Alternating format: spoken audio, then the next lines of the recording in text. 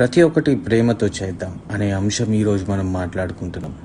మొదటి కొరింథీయులకు రాసిన పత్రిక 16వ అధ్యాయం 13లో ఇలాగ రాయబడి ఉన్నది. మెలకువగా ఉండుడి, విశ్వాసమందు నిలకడగా ఉండుడి, పౌరుషము గలవారై ఉండుడి, బలవంతులై ఉండుడి, మీరు చేయి కార్యములన్నిటియీ ప్రేమతో చేయుడు.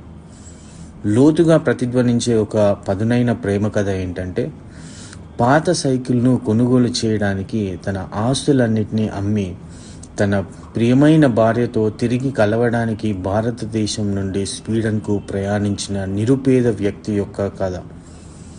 ప్రేమ మన ఊహలకు మరియు హద్దులు దాటి వెళ్ళడానికి గొప్ప శక్తి కలిగి ఉంటుంది. క్రీస్తు తన జీవితాన్ని మొత్తం మానవ జాతి కోసం శిలువపై త్యాగం చేయడం ద్వారా ప్రేమ యొక్క అంతిమ నిర్వచనాన్ని ప్రదర్శించాడు.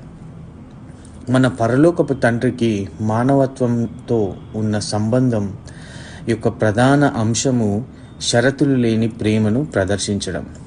మనలను విమోచించి తిరిగి తన వద్దకు రావాలని తన ఏకైక కుమారుణ్ణి ఇవ్వడానికి వెనకాడని మహాప్రేమ రుజువు చేయబడింది.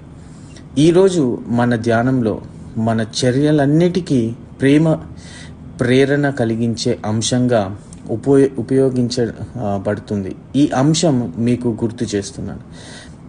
మనము పనిచేసే ప్రదేశాల్లో, ఇంట్లో, సంఘం లేదా సమాజం, మనం ఎక్కడున్నా మన చర్యలన్నిటికీ ప్రేమ మార్గదర్శక సూత్రం మరియు ప్రాథమిక ఆధారంగా ఉండాలి.